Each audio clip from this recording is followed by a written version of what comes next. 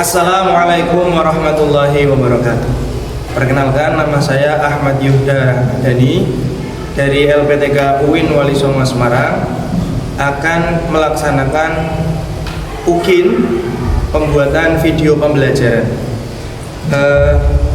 Nomor peserta PPG saya adalah 337429002236 dan NIM saya 25031170751. Saya akan membuat video pembelajaran tentang rukhsah, kemudahan dari Allah dalam beribadah kepadanya. Selamat menyaksikan.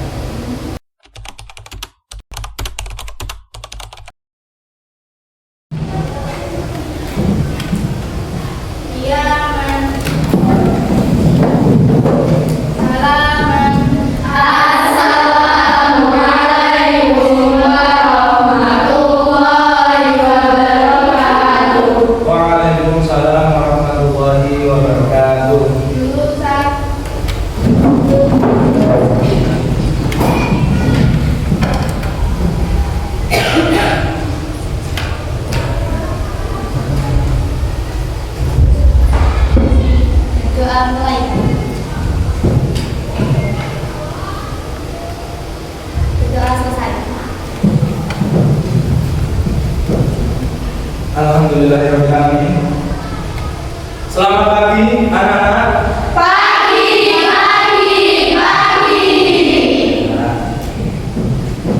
Sobahul khair. Kaifa haluki?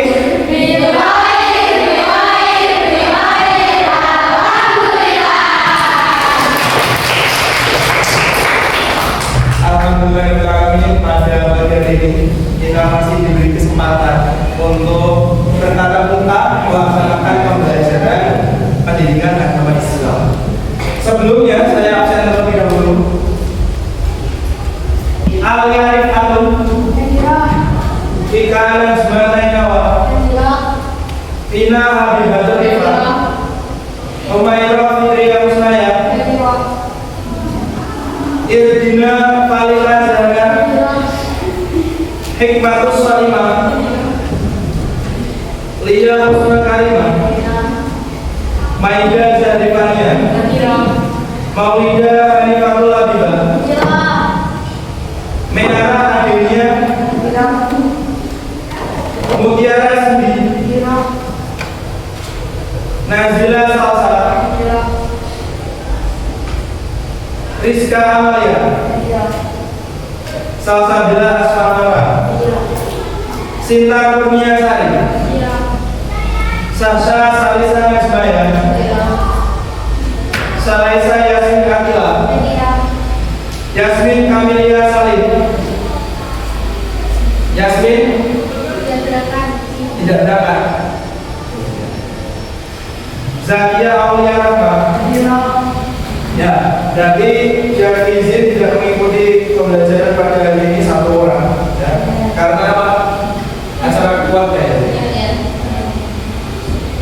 Sebelumnya saya mau tanya dulu ya, adakah yang masih ingat pembelajaran tentang minggu lalu? Saya. Ya enggak, tentang apa? Ayo sholat berjamaah. Ya, betul sekali. Beri tepuk tangan. Berarti kalian masih ingat mengenai pembelajaran kita minggu lalu, yaitu ayo sholat berjamaah. Kita sudah belajar mengenai sholat berjamaah beserta fadilah-fadilah. Nah, pada hari ini kita akan mempelajari bab baru, yaitu tentang rukhsah, ya, keringanan Allah Subhanahu wa taala dalam beribadah kepadanya. Kita bisa perhatikan PowerPoint yang akan saya sajikan.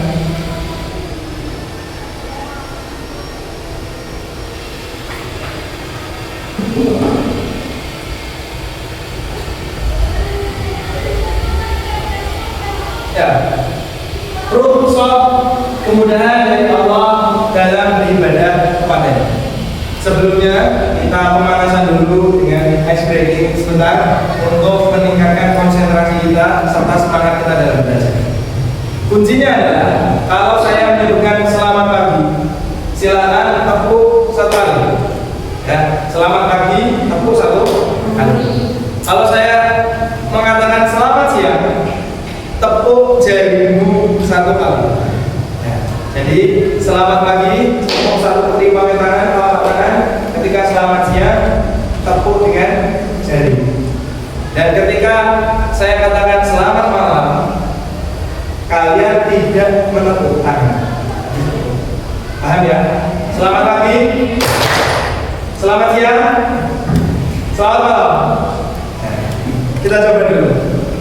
Selamat pagi, selamat siang, selamat malam, selamat malam, selamat pagi, selamat pagi, selamat malam. Ya, kamu harus konsentrasi ya. Jangan berkecoh. Kita coba lagi. Selamat siang, selamat pagi, selamat malam, selamat malam, selamat pagi, selamat pagi, selamat siang, selamat pagi, selamat siang. Ya, begitu berlangsung. Terima kasih karena kalian sudah konsentrasi dan juga sudah fokus ya pada hari ini. Kita akan masuk ke materi pembelajaran. Nah, sekarang kita cari tahu dulu apa itu rukhsah. Siapa yang sudah tahu apa itu rukhsah? Kalau ada yang belum ada yang tahu, kita perhatikan materi yang akan saya sajikan berikut.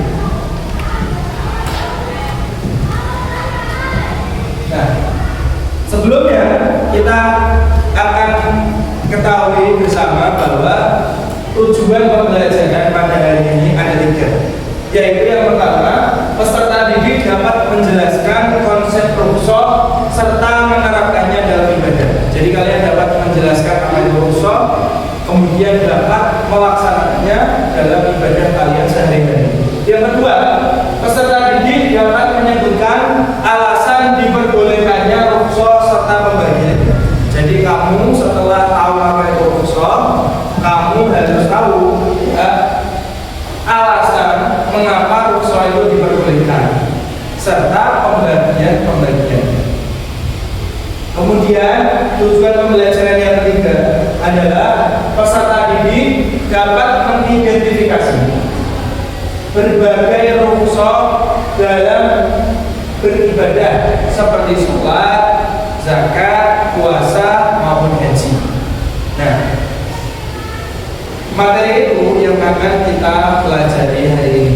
Harapannya dengan tujuan pembelajaran tadi, peserta didik dapat memahami rukhsah, alasan diperbolehkannya rukhsah, kemudian pembagiannya serta penerapannya dalam beribadah di kehidupan sehari-hari. Kita lanjutkan.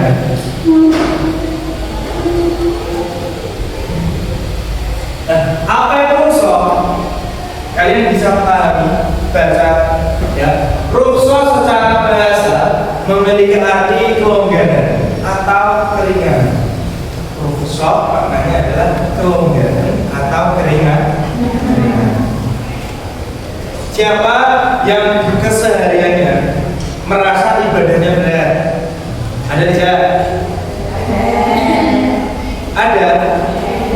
Tidak, yang bagus. Berarti kalian dalam beribadah memiliki semangat. Tapi ada beberapa kasus di mana ketika seseorang itu dalam kesulitan, maka rukhsah atau kemudahan di situ diperbolehkan. Secara istilah, rukhsah diartikan perubahan hukum dari hukum asalnya karena sebab tertentu dengan tujuan memberikan keringanan atau kemudahan.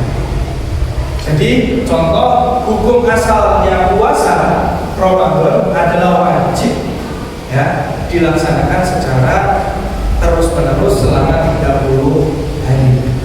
Itu hukum asalnya puasa Ramadan. Tapi ada beberapa alasan diperbolehkannya rukhsah atau kemudahan dalam pelaksanaan. Seperti apa? Kita lanjut ke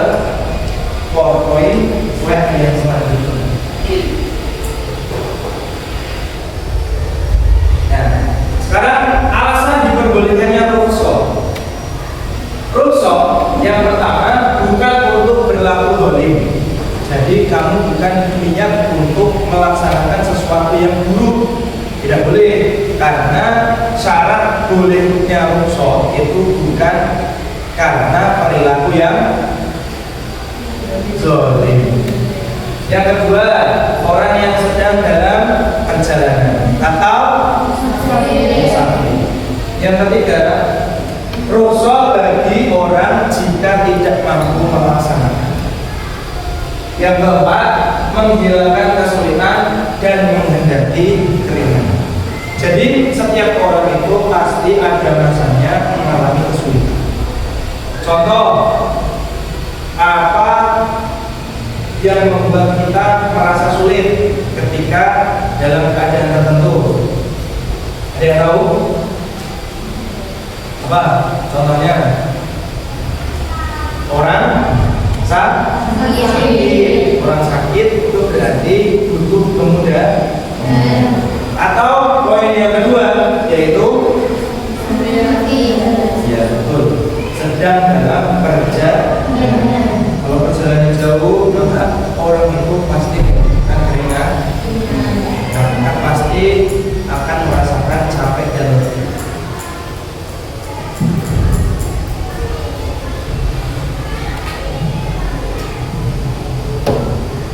Ya, rukhsah pembagiannya menjadi dua, yaitu rukhsah yang mengandung kebaikan dan juga rukhsah yang menunjukkan hukum azimah. Hukum azimah siapa yang tahu? Apa itu hukum azimah? Hukum azimah adalah hukum asal kewajiban. Contoh, sholat hukumnya wajib. Sholat fardu ya dilaksanakan 5 waktu, yaitu azimah, hukum asal kewajiban. Nah, maka macam rukhsah itu ada yang menggugurkan hukum azimah, ada yang mengandung kebaikan.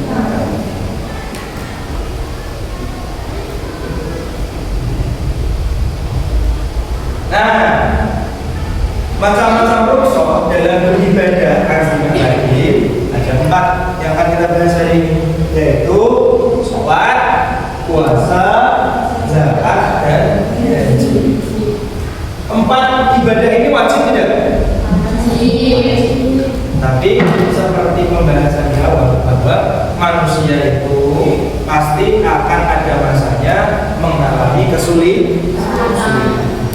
Jadi dalam pelaksanaan ibadah wajib itu pasti membutuhkan keringanan di waktu-waktu tertentu. Asal syaratnya tadi kita tidak berlaku zalim dalam pelaksanaannya, kita tidak boleh berlaku yang buruk.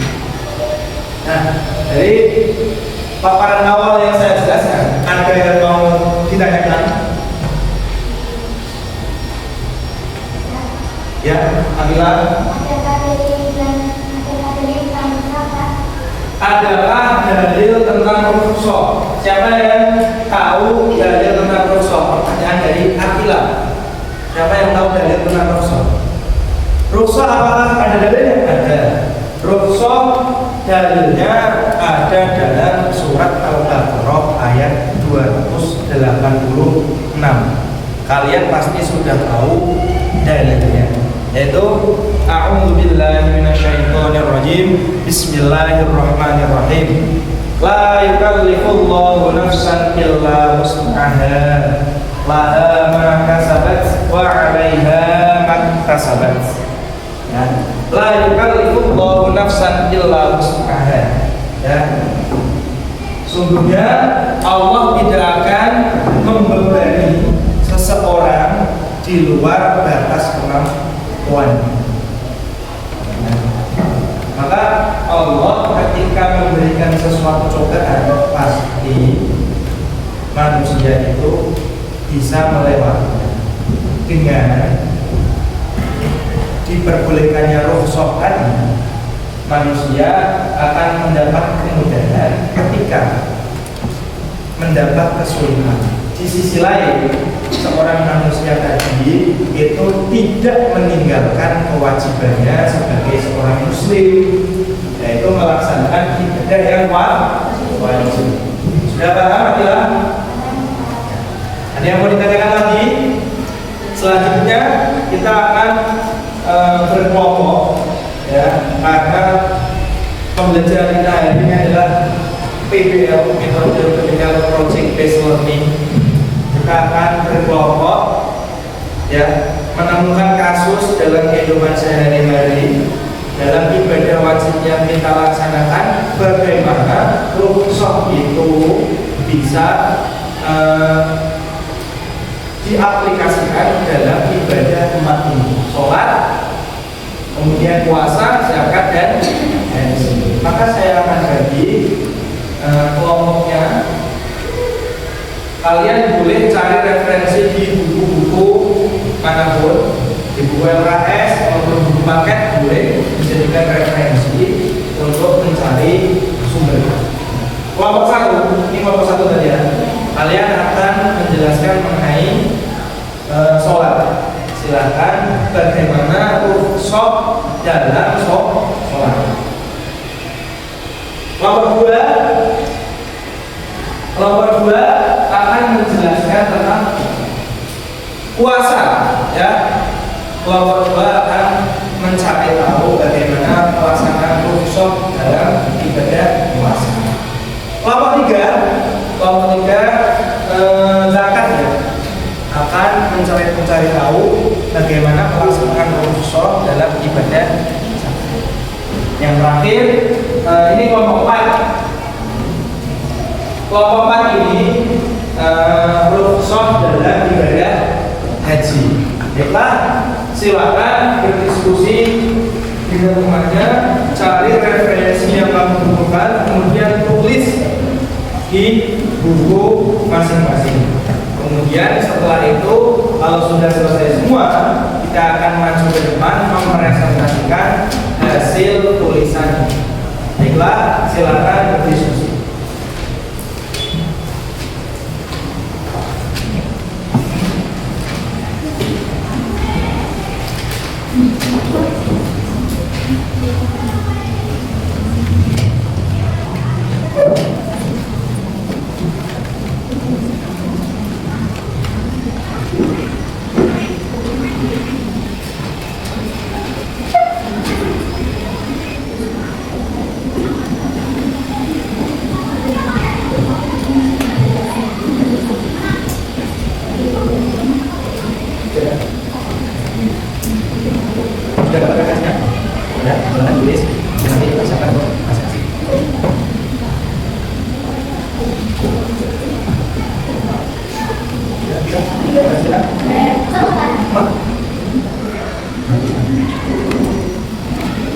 Oh ya, itu boleh juga untuk referensi. Silakan tulis. Kalau ada kesulitan referensinya, boleh memakai buku yang lain yang kamu punya, ya, dari LKS maupun pakai. Silakan tulis. Sudah.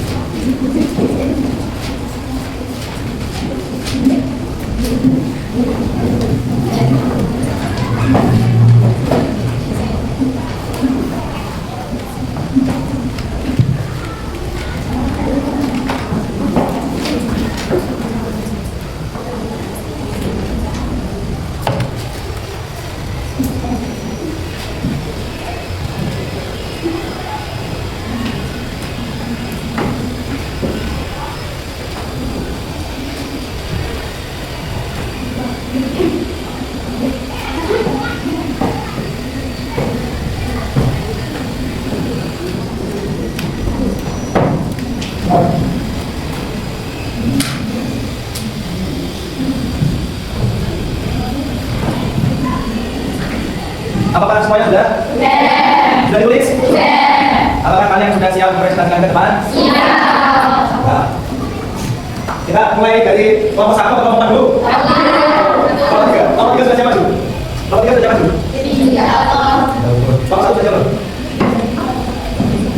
Terserah kamu, tergantung bagaimana tulisnya saja. Kalau tulisnya ya boleh, boleh. Bagaimana kamu tadi tulisnya bagaimana? Ya, sesuaikan saja. Yang penting hasil presentasi kamu ke depan. Ya, hasil diskusi kamu ke depan yang presentasi. Masalah pembacanya mau seperti apa? Ya, siap.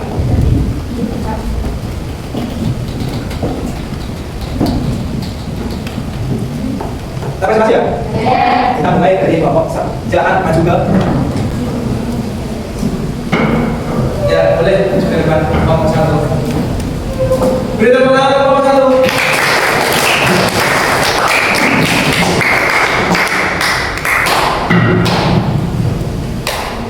1. Silakan didengarkan dan disimak baik-baik. Oke. Silakan. Assalamualaikum warahmatullahi wabarakatuh. Waalaikumsalam warahmatullahi wabarakatuh. Saya dari kelompok 1 ingin mempresentasikan tentang sosial. Usaha dalam sekolah bisa memberikan pembelajaran dari umatnya terkait dengan hal pidana adalah ketika pelaksanaan pembelajaran itu pada dan apabila kamu berpergian di tempat ini, maka tidaklah mengapa kamu menghalalkan kemudiannya. Jika kamu takut tidak kamu orang-orang kafir. Di dunia orang-orang kafir itu adalah musuh dan datang dengan Quran surat An-Nisa ayat 9.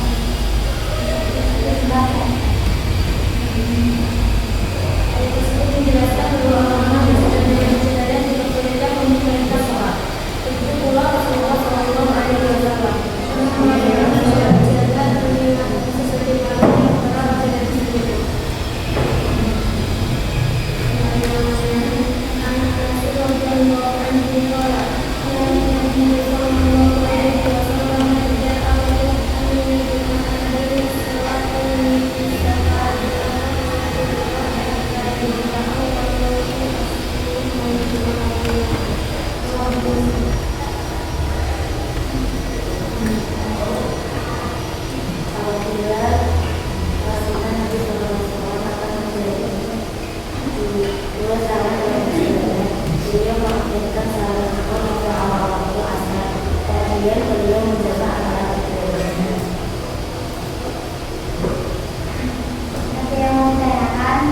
Oh, sudah selesai. Nah, bagaimana dari presentasi kelompok 1? Ada yang ingin bertanya? Saya Ya, benar, silakan. seorang pelajar SMA melakukan perjalanan jauh dari Jakarta ke Jakarta untuk mengikuti ujian UTBK. Saat waktu sholat tiba, kamu tidak menemukan tempat untuk sholat yang bersih dan nyaman. Selain itu, dia juga merasa sangat lapar dan berdebar karena adanya kesiapan. Namun, aman ingat bahwa dia memiliki beberapa minuman dan air mineral dalam tasnya. Apa yang sebaiknya dilakukan dalam situasi ini? Ya, jadi ada anak yang ingin melaksanakan UTBK keluar kota, kemudian sampai di sana itu dia tidak menemukan tempat sholat dan kemudian dia merasa lapar. Padahal sudah waktunya untuk waktu sholatnya sudah habis. Tadi bagaimana? Silakan dijawab Pak Ustaz. Sebaiknya melakukan sholat asar dan menggabungkan sholat zuhur dengan sholat asar atau sholat maghrib dengan sholat isya. Dan jika jarak antara waktu sholat tersebut memungkinkan, sholat itu dapat melakukan sholat ulang atau sendirian, meskipun tidak semuanya bersih. Karena yang penting adalah kita melaksanakan sholatnya. Sebelum melakukan sholat dapat membersihkan diri sebisa mungkin dengan menggunakan air mineral yang ada. Nah, gimana jawabannya kelompok 1? Sudah memuaskan? Ya, beri tepuk tangan untuk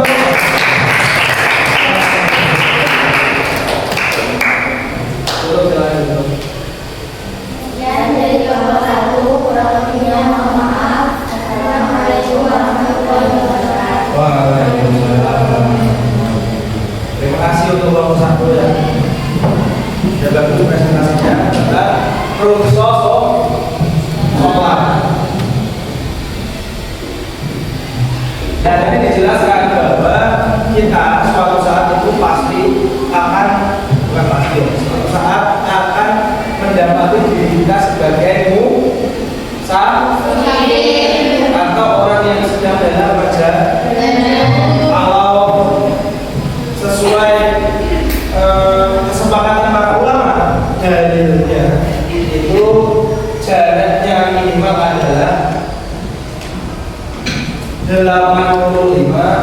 kilometer. Baru kita bisa mendapat rukhsah, yaitu tadi apa? Melaksanakan sholat ya jamak kosong. Jadi kita ketika dalam perjalanan jauh kita mendapat keringanan sholat untuk bisa melaksanakan sholat jamak kosong. Walaupun ada batasannya, yaitu minimal berapa kilo? Selain itu, rukhsah dalam sholat juga berlaku bagi orang yang sedang sakit. Contohnya orang yang tidak bisa sholat dengan berdiri, maka boleh sholat dengan duduk. Kemudian kalau tidak bisa duduk, boleh sholat dengan berbaring. Ya, kamu tahu bahwa rukhsah dalam sholat itu tidak hanya bagi musafir, tapi kepada orang yang sakit. Atau misalnya orang yang ketika kena air penyakitnya makin parah, maka diperbolehkan bagi dia untuk melaksanakan tayamum dan puasa. Nah, itulah rukhsah dalam sholat. Sudah paham semua? Maka kalau sudah paham, kita lanjutkan presentasi yang kedua dari kelompok 2, yaitu tentang puasa. Silakan masuk ke depan kelompok 2.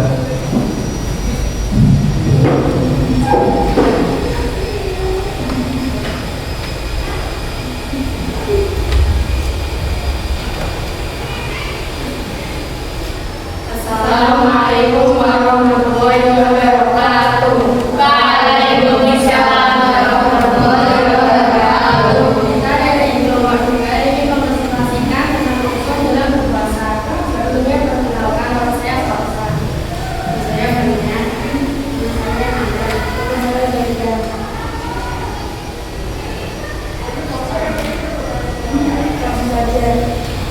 Kemudian orang itu dalam puasa.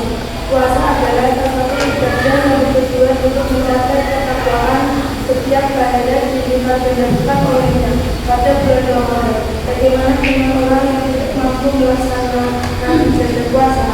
Allah Subhanahu wa Ta'ala memberikan kemudahan untuk meninggalkan puasa, terutama pada orang-orang musafir, sakit, wanita yang haid atau lepas, wanita hamil atau menyusui, dan orang tua wanita yang tidak mampu lagi melaksanakan ibadah puasa.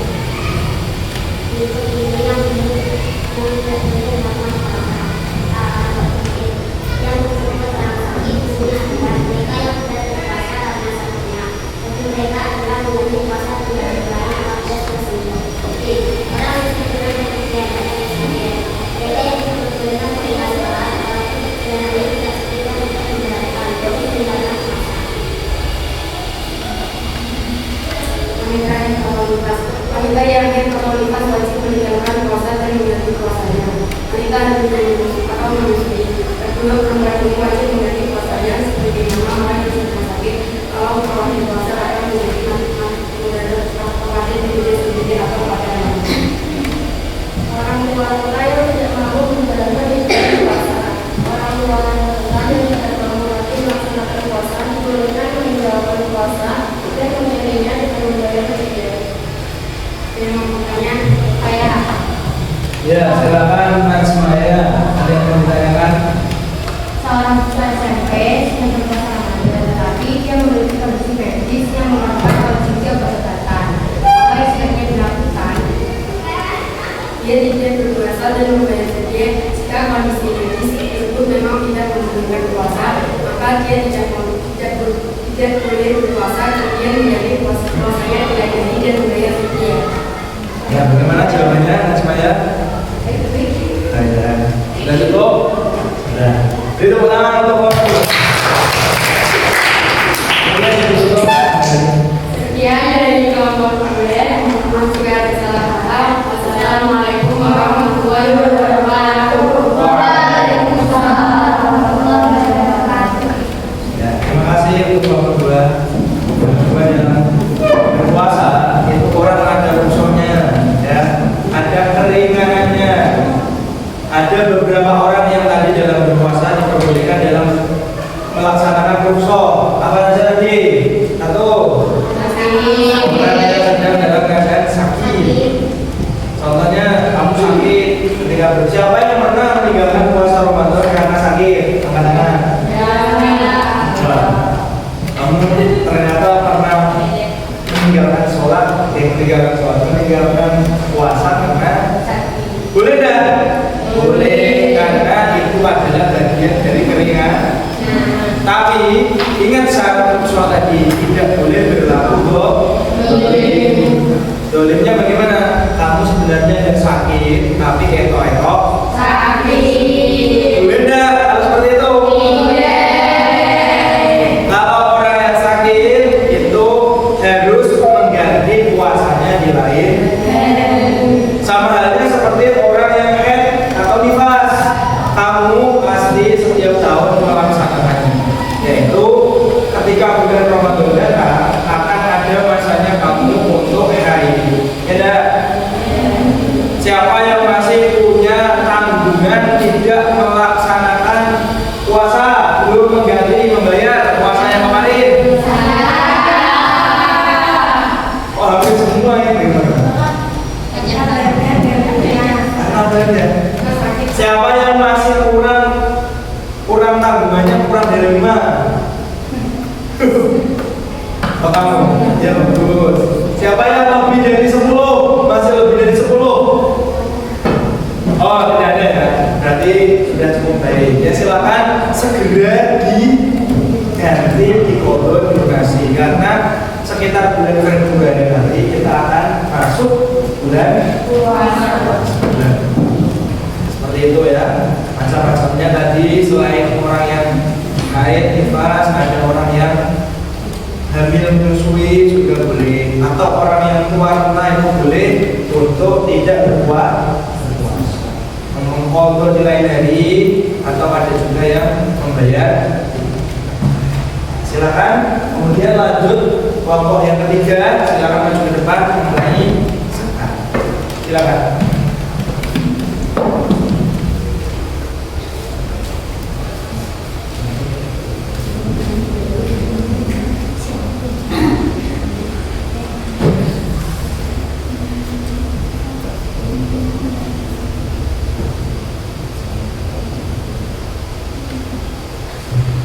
Ya, silakan.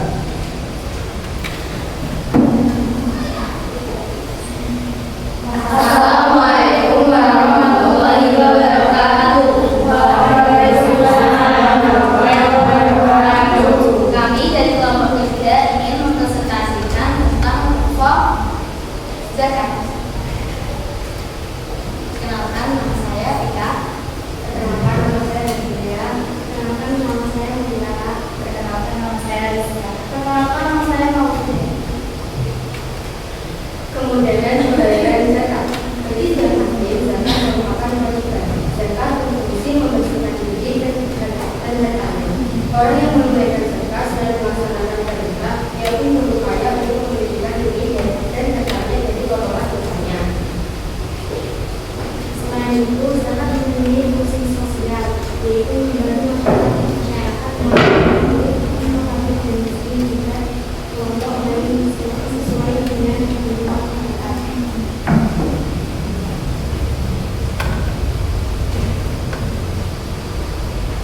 Seperti halnya pada salat dan puasa, pada zakat terdapat beberapa peringanan, di antaranya yaitu seperti berikut. 1. Zakat fitrah dapat dibayar dengan uang. Zakat fitrah dibayar oleh jenis makanan orang seperti beras. Untuk memberikan proses pembayaran, zakat dapat dibayarkan dengan uang yang seharusnya dengan makanan pokok tersebut. Pembayaran zakat dilakukan oleh pemilik zakat. Untuk kemudahan teknis pembayaran, seseorang dapat melakukan pembayaran zakat pada orang lain. Pembayaran zakat fitrah bertujuan untuk membahagiakan rakyat miskin pada saat hari raya. Namun demikian, pembayarannya bisa dilakukan beberapa hari sebelum Idul Fitri. Ya. Bagaimana presentasi dari kelompok ketiga tentang zakat? Bagus.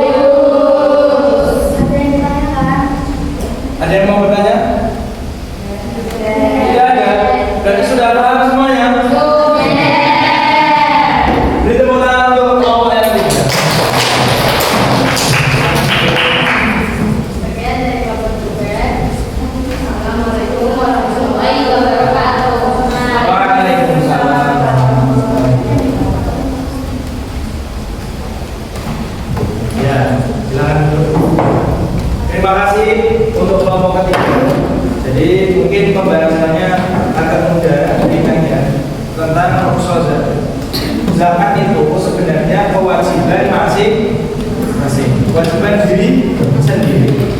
Tapi adakah rukhsah di situ? Ada. Ketika misalnya ya, kamu dalam keadaan berperang, ya, atau ada orang sedang berperang, kemudian masuk waktunya sudah puasa, masih perang, sampai nanti hari raya juga masih berperang. Dan bagaimana itu? Maka zakatnya bisa diwakilkan oleh siapa? Oleh keluarganya, oleh sanak saudaranya boleh. Zakat atas nama boleh dan kalau memang dalam keadaan darurat yang membuatnya harus mencari rukhsah atau selain itu, misalnya dalam kurun waktu pembayaran zakat, dia di tanggal-tanggal awal Ramadan belum bisa membayar, ya tidak apa-apa.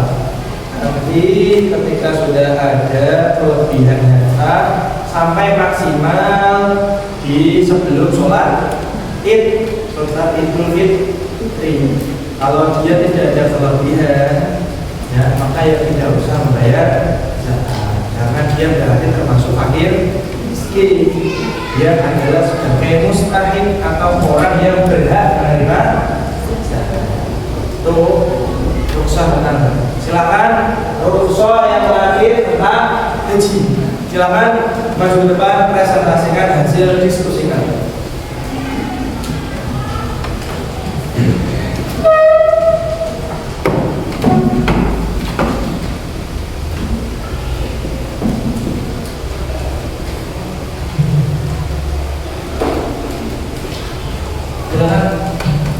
Assalamualaikum warahmatullahi wabarakatuh. Perkenalkan, kami dari Lomba akan mempresentasikan tentang usul dalam definisi. Perkenalkan, nama saya Dela.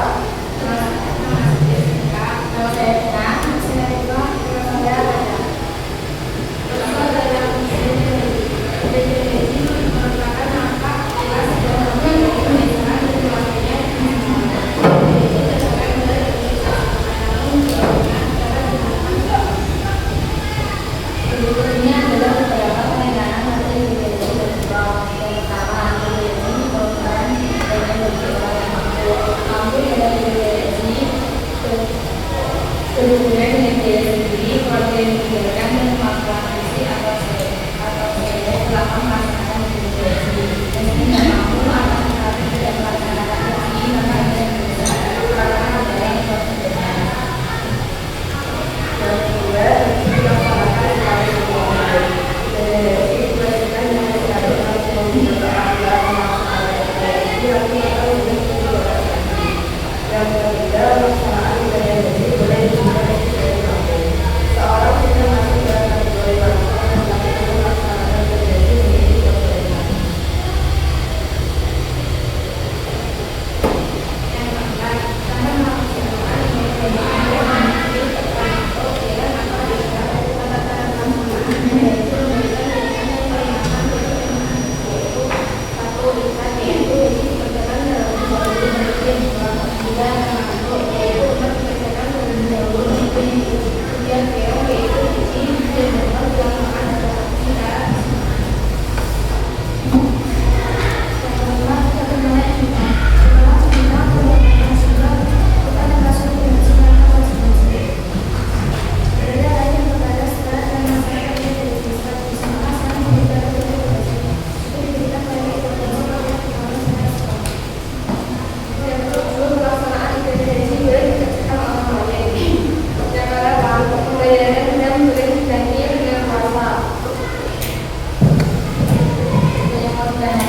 Ada yang mau bertanya? Oh ya, Kila. Kalau misalnya ada seorang wanita sedang dalam perjalanan haji dan mengalami menstruasi di saat berada di Arafah, apa yang sebaiknya dilakukan?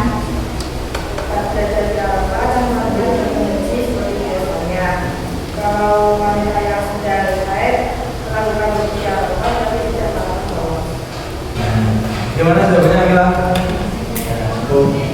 sekali barangkali Bapak terima kasih dulu.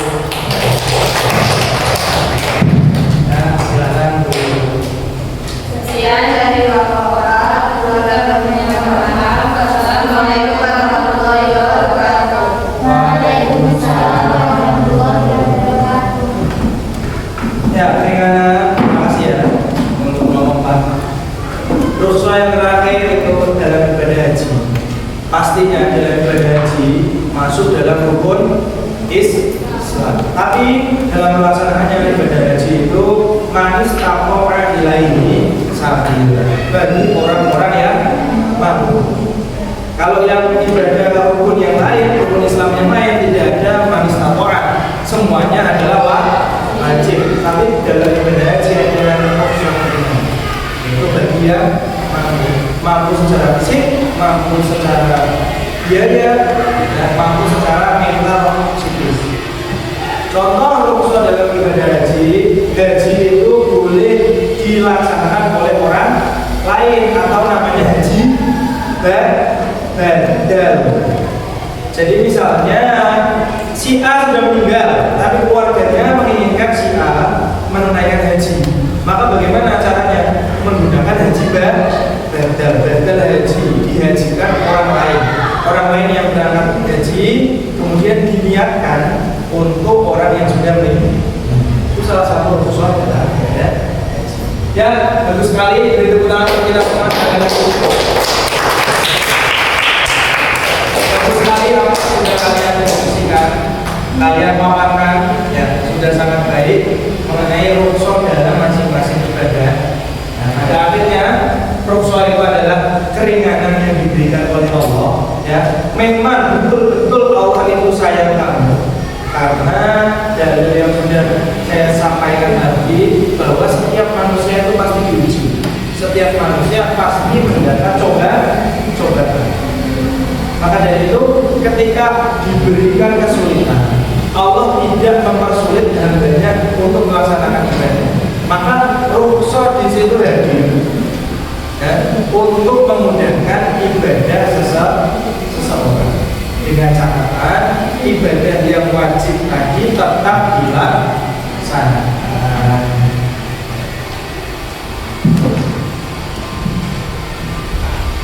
Nah, inilah hikmahnya dari rukhsah, mempermudah pelaksanaan syariat Islam.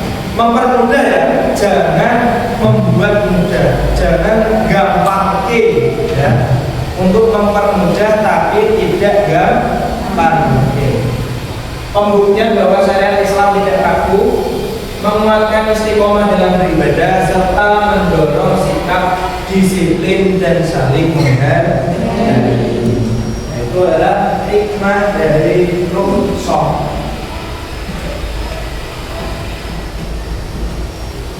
Ya, selesai pembelajaran kita pada pagi hari ini. Ada yang masih mau ditanyakan? Sudah paham semua? Sudah jelas sekali ya kepada Allah untuk kita sebagai umatnya dengan syarat-syarat tertentu dalam ibadah-ibadah wajib. Fungsinya apa? Kita sebagai umat muslim tetap melaksanakan kewajiban kita tanpa meninggalkannya, namun dengan keringanan-keringanan yang telah ditentukan oleh Allah. Contohnya apa? Sholat sama qasar. Contohnya lagi apa? Tidak melaksanakan sholat kemudian mengqadha di lain hari atau membayar fidyah. Kemudian haji badal atau badal haji, menggantikan haji orang si A kemudian digantikan si B karena sesuatu satu dua. Itu adalah kalau sudah tidak ada yang ditanyakan, maka saya akan cukupkan pembelajaran pada pagi hari ini. Tema tentang rukhsah, kemudahan Allah Subhanahu wa taala dalam beribadah kepadanya. Terima kasih telah mengikuti pembelajaran pada pagi hari ini dengan sangat baik, dengan antusias, dengan semangat. Kita akan bertemu kembali minggu depan di mata pelajaran yang sama, pendidikan agama Islam, pada bab yang berbeda.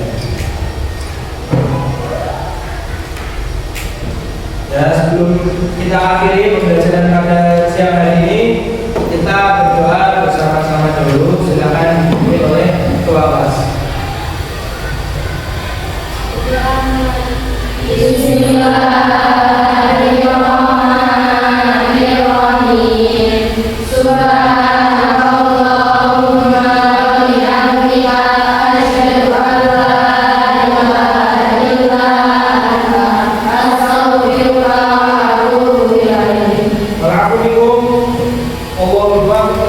Waalaikumsalam warahmatullahi wabarakatuh.